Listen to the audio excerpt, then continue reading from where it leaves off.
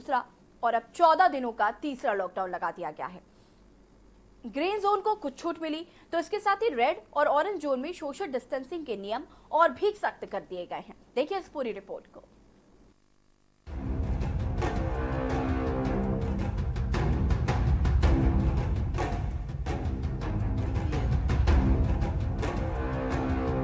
Corona virus के संक्रमण की बढ़ती रफ्तार को देखते हुए दुनिया के तमाम देशों को ना चाहते हुए भी लॉकडाउन करने पर मजबूर होना पड़ा।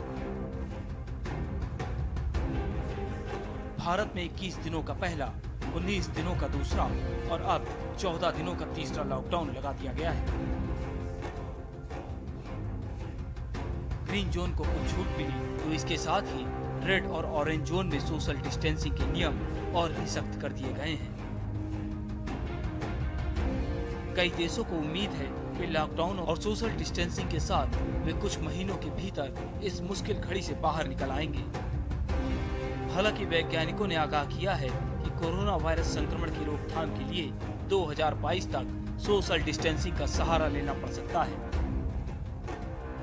नई स्टडी में शोधकर्ताओं ने कहा है कि आने वाले सालों में कोरोना वायरस फिर से तबाही मचा सकता है। जर्नल साइंस में प्रकाशित हुए शोध में कहा गया है कि कोरोना की रोकथाम के उपायों के बिना कोरोना वायरस की दूसरी लहर ज्यादा भयावह हो सकती है।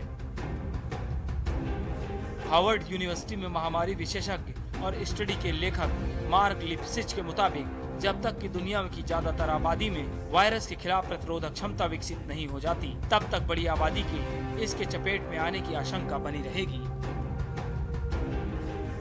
वैक्सीन या इलाज न खोजे जाने की हालत में 2025 में कोरोना वायरस फिर से पूरी दुनिया को अपनी जद में ले सकता है।